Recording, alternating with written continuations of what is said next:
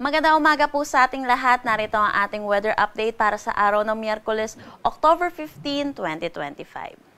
Discuss po muna natin ito ating satellite imagery. Sa ngayon, patuloy ang pag-iral ng easterlies or yung mainit at malinsangan na hangin na nanggagaling sa dagat Pasipiko dito sa may Central Luzon, Southern Luzon at buong Visayas.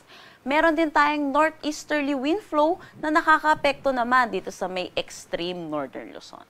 Para naman sa update natin dito sa binabantayan nating low pressure area dito sa labas ng ating Philippine Area of Responsibility, ito ay huling namataan sa layong 1,765 kilometers east ng northeastern Mindanao. Sa ngayon, tumataas na yung tsansa nito na maging isang ganap na bagyo within the next 24 to 48 hours at posibleng pumasok ng ating PAR bukas at papangalanan natin itong Ramil. Ayon sa ating current forecast track, posible itong lumapit dito sa may northern Luzon at inaasahan din natin posible itong magpaulan dito sa malaking bahagi ng Luzon by weekend. Pero sa ngayon, malayo pa po itong low pressure area po natin, kaya posible pa rin pong magbago ang ating forecast track. Patuloy natin itong i-monitor kaya mag-antabay tayo sa mga nilalabas na updates ng Pag-asa.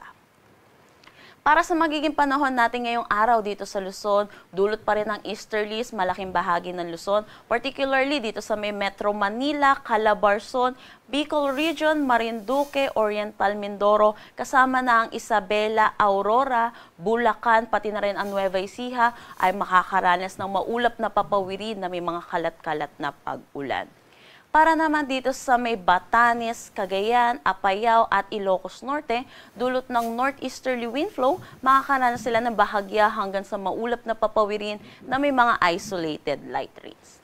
Sa nalalabing bahagi naman ng Ilocos Region, Cordillera Administrative Region at pati na rin dito sa may Central Luzon, makakaranas naman sila ng maaliwalas na panahon pero asahan din natin yung init at alinsangan lalo na sa tanghali hanggang hapon na may mataas na tsansa ng mga panandili ang buhos ng pag-ulan lalo na sa hapon at sa gabi dulot ito ng mga localized thunderstorm. Agwat ng temperatura for Metro Manila, 25 to 31 degrees Celsius. Lawag, 25 to 33 degrees Celsius. For Tuguegarao, 24 to 32 degrees Celsius. Baguio, 17 to 25 degrees Celsius. For Tagaytay, 23 to 29 degrees Celsius. At Legazpi, 25 to 29 degrees Celsius.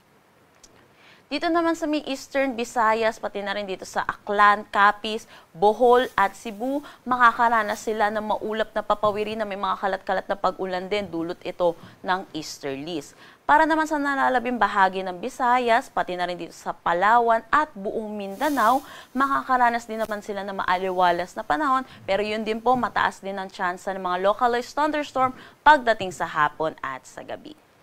Agwat ng temperatura for Calayan Islands at Puerto Princesa, 26 to 33 degrees Celsius. Dito sa Iloilo, 25 to 32 degrees Celsius. Tacloban at Cebu, 26 to 30 degrees Celsius. For Cagayan de Oro, 24 to 31 degrees Celsius. Davao, 25 to 33 degrees Celsius. At Zamboanga, 26 to 33 degrees Celsius. Wala naman tayong nakataas na anumang gale warning sa anumang seaboards ng ating bansa. Ang sunrise mamaya ay 5:47 AM at ang sunset mamaya ay 5:36 PM.